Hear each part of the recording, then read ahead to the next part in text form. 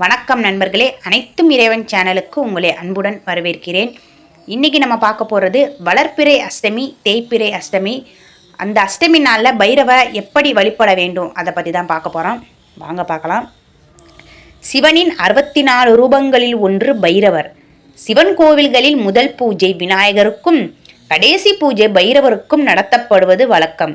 சிவாலயத்தின் காவல் தெய்வமாக விளங்குபவரும் இவர்தான். இதனால் கோவிலை பூட்டிய பிறகு சாவியை பைரவர் சந்நிதியில் வைத்து எடுக்கும் முறை இப்போதும் கடைபிடிக்கப்படுகிறது. பைரவரே படைத்தல், காத்தல், அழித்தல் என 3 தொழிலை செய்யும் வடிவமாக கருதப்படுகிறது. பயத்தை போக்கி துன்பங்களில் இருந்து நம்மை காக்கும் தெய்வமாக பைரவர் விளங்குகிறார். ஆபத்துகள், பகை, நன்மை நெருங்க விடாமல் காக்கும் பைரவரை வழிபட வளர்ப்பிறை மற்றும் தேய்பிறை அஷ்டமி, தேய்பிறை சஷ்டி, பரணி நட்சத்திரம், ஞாயிற்றுக்கிழமை என்று வரும் ராகு காலம் ஆகியன உகந்த காலமாகும். அஷ்டமி திதியானது சுபகாரியங்கள் செய்வதை தவிர்க்க வேண்டிய திதியாக சொல்லப்படுகிறது. அதே சமயம் இது வழிபாட்டிற்குரிய திதியாக குறிப்பிடப்படுகிறது. அஷ்டமி வழிபாடு மிகவும் சக்தி வாய்ந்ததாகும். பைரவரை நினைத்து வணங்கினாலே கஷ்டங்கள் அனைத்தும் தூள் தூளாகிவிடும் என்பது நம்பிக்கை. அஷ்டமி திதி பைரவரை வழிபட மிகவும் உகந்த காலம் என்பது அனைவருக்கும் தெரியும். ஆனால் வளர்ப்பிறை அஷ்டமி, தேய்பிறை அஷ்டமி என 2 அஷ்டமிகள் ஒரு மாதத்தில் வருகின்றன. இவற்றில் எந்த நாளில் எப்படி எதற்காக வழிபட வேண்டும், இரண்டிலும் ஒரே மாதிரி தான் வழிபட வேண்டுமா என்ற குழப்பம் பெரும்பாலோருக்கு உண்டு. இன்னும் சில அஷ்டமி என்றால் பைரவரை வழிபட வேண்டும். அது வளர்ப்பிறையாக இருந்தால் என்ன, தேய்பிறையாக இருந்தால் என்ன, கண்மூடித்தனமாக நம்பிக்கொண்டிருக்கிறீர்கள்.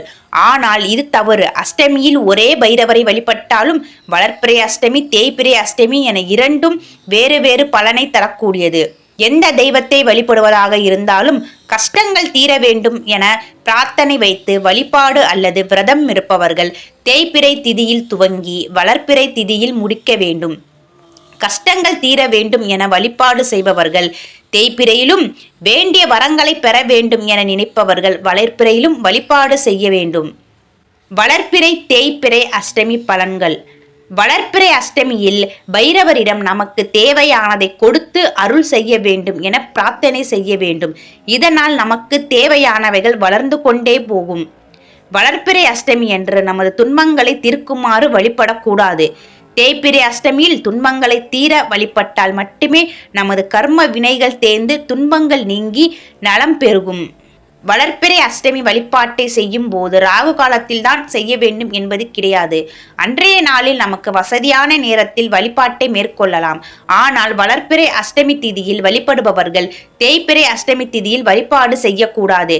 வளர்ப்பிறை அஷ்டமியில் சதுர்கால பைரவரை மாலை நேரத்தில் வில்வம், வாசனை மலர்கள் கொண்டு சகஸ்ரநாம அர்ச்சனை செய்து 11 தீபங்கள் ஏற்று வழிபட்டால் வறுமை நீங்கும். வளர்ப்பிறை அஷ்டமியில் சொர்ணாகர்ஷண பைரவரை வழிபட்டால் செல்வம் பெருகும். இந்த திதியில் பைரவரை வழிபட்டால் கடந்த 5 பிறவிகளில் செய்த கர்ம வினைகள் நீங்கும். தினமும் பைரவரை வழிபட்டு வருபவர்களுக்கு நீண்ட நாள் வாராக்கடன்கள் தேடி வரும். லக்ஷ்மி கடாட்சம் பெருகும்.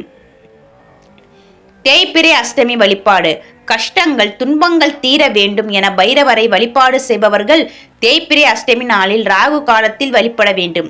தேய்பிறை காலத்தில் வருவதை பைரவஷ்டமி என குறிப்பிடுகிறோம்.